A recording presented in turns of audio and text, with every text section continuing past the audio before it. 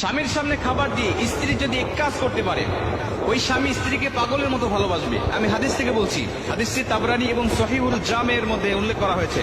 আল্লাহ রাসূল সাল্লাল্লাহু আলাইহি ওয়াসাল্লাম বলেছেন যে কোনো স্ত্রী যদি স্বামীর সামনে খাবার দেয় এবং খাবার দেওয়ার সময় বা খাবার খাওয়ার সময়, স্বামী দিনে হোক অথবা রাত্রি হোক, যখনই খাবার খেতে বসবে ওই সময় স্ত্রী শুধু একটি কাজ করবে, তাহলে দেখবে যে আল্লাহ পাক ওদের মধ্যে এত ভালোবাসা, এত মহাব্বত তৈরি করে দিয়েছে, যার কারণে ওই স্বামী স্ত্রীর দাম্পত্য জীবনকে আল্লাহ পাক সুখময় শান্তিময় করে দিবে। আজকে আমাদের অধিকাংশ সংসারগুলো অশান্তির বেড়াজাল এমন ভাবে ঘেরাও করে রেখেছে যেন শান্তির মুখ দেখতে পাচ্ছে না তারা। প্রত্যেকটা সংসারের মধ্যে আজকে অশান্তির বেড়াজাল দাউ দাউ করে জ্বলছে।